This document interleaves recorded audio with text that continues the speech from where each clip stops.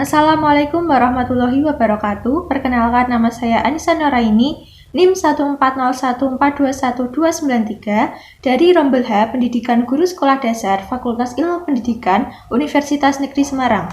Di sini saya akan mempresentasikan tentang perkembangan tumbuhan dan fotosintesis. Tak lupa juga saya berterima kasih kepada Ibu Dr. Andasri Sulistiorini MPD selaku dosen pengampu mata kuliah Konsep Dasar IPA. 1. Perkembangan secara kawin atau generatif. Perkembangbiakan secara kawin pada tumbuhan dimulai dengan penyerbukan. Penyerbukan adalah bertemunya serbuk sari dan kepala putik. Serbuk sari tadi masuk melalui tangkai putik menuju bakal buah. Di dalam bakal buah ada bakal biji. Bakal biji berisi sel kelamin betina atau sel terul. Setelah sel kelamin jantan dan betina bertemu, maka terjadilah pembuahan. Setelah terjadi pembuahan akan tumbuh buah dan biji. Biji yang dihasilkan nanti merupakan cikal bakal dari tumbuhan baru. Proses bertemunya serbuk sari dan kepala putik dapat terjadi oleh tumbuhan itu sendiri. Selain itu, penyerbukan dapat terjadi karena bantuan dari luar. Misalnya, bantuan angin, hewan, air, dan manusia. Penyerbukan yang dibantu oleh angin mempunyai ciri-ciri serbuk sarinya banyak dan ringan. Bunga dengan kepala sarinya mudah digoyang. Kepala putik berbulu dan terentang keluar dari bunga. Contoh bunga yang penyerbukannya dibantu oleh angin adalah jagung dan rumput-rumputan. Yang kedua, penyerbukan yang dibantu oleh hewan. Ciri-cirinya, mahkota berwarna mencolok dan besar. Bunga mengeluarkan bau yang khas. Bunga menghasilkan nektar. Contoh bunga yang penyerbukannya dibantu hewan adalah bunga aster. Air juga dapat membantu penyerbukan. Air hujan dan aliran sungai dapat membantu pertemuan antara serbuk sari dan kepala putik. Selain angin, hewan, dan air, manusia dapat membantu terjadinya penyerbukan. Penyerbukan dilakukan manusia karena serbuk sari sulit untuk mencapai kepala putik. Contoh penyerbukan yang dilakukan petani pada tumbuhan vanili.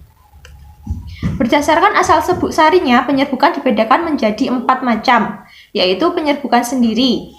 Serbuk sari jatuh ke kepala putik bunga itu sendiri. Penyerbukan tetangga, serbuk sari jatuh ke kepala putik bunga lain. Bunga tersebut masih dalam satu tumbuhan.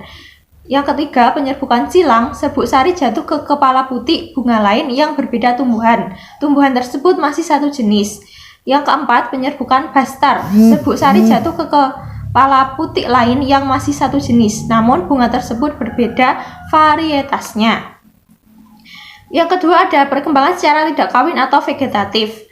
Yang pertama, ubi batang. Contoh dari tumbuhan dengan perkembangan secara ubi batang adalah kentang, ubi, tanah, ketela, dan ubi jalar. Yang kedua, umbi lapis. Contohnya bawang putih, bawang merah, bawang bombay, bunga bakung, dan bunga tulip. Yang ketiga, umbi akar. Merupakan perkembangbiakan yang dilakukan dengan cara akar yang menggelembung menjadi buah seperti misalnya singkong, wortel, dahlia, dan lainnya. Yang keempat, akar tinggal. Contoh tumbuhan ini adalah lengkuas, kencur, jahe, kunyit, dan lainnya. Yang kelima, geragih. Contoh dari geragih ini adalah arberi, rumput teki, dan stroberi. Yang keenam, tunas. Merupakan tumbuhan yang tumbuh dari batang yang ada di dalam tanah. Tunas muda akan tumbuh di sekitar induknya, biasanya sangat dekat. Meskipun tunas ini tumbuh dari batang induknya, namun hidupnya tidak tergantung pada induk. Jika induk ditebang, maka tidak akan menjadi persoalan di tanaman ini. Biasanya tumbuhan ini hidup dengan rumpunnya seperti pisang, tebu, dan bambu. Yang ketujuh, tunas adventif merupakan tumbuhan yang tumbuh bahkan bukan dari tumbuhan yang bertunas, misalnya cocor bebek. Perkembangbiakan vegetatif buatan. Yang pertama, mencakok. Merupakan cara untuk memperbanyak tumbuhan dengan cara memotong dahan tumbuhan dari tumbuhan induknya. Contohnya jambu, jeruk, mangga, dan lainnya. Menempel atau okulasi. Seperti dengan namanya, cara berkembang biak dengan menempel ini dilakukan dengan cara menempel tunas tumbuhan lain kepada tumbuhan yang masih satu jenis, misalnya pohon mangga arum manis dengan pohon mangga mana lagi. Yang ketiga, menyambung. Merupakan cara memperbanyak tumbuhan dengan menyambungkan bagian akar dan batang dari dua jenis tumbuhan yang berbeda. Cara ini dilakukan dengan tujuan untuk mendapatkan tanaman yang unggul. Yang keempat, stek. Dilakukan dengan cara memotong batang tumbuhan dan kemudian menanamnya di tanah. Contohnya tebu, singkong, mawar, dan melati. Yang kelima, merunduk. Seperti dengan namanya, tumbuhan yang dikembangkan dengan cara merunduk adalah dengan menanam tumbuhan yang merunduk dan kemudian tumbuhan tersebut menjadi akar. Contohnya apel, selada air, dan anggur.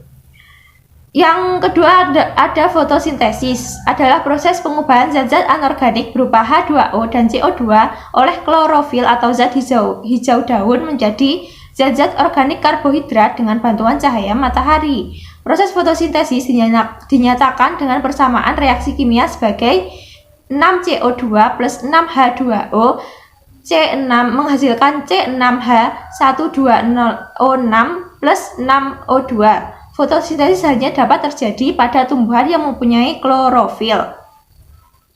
Proses fotosintesis, ada reaksi terang, adalah proses untuk menghasilkan ATP dan reduksi NADPH2. Reaksi ini memerlukan molekul air.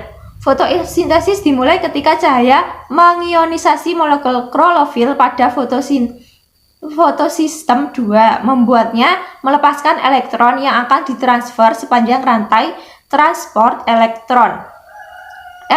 Energi dari elektron ini digunakan untuk fotofosforilasi yang menghasilkan ATP, satuan pertukaran energi dalam sel.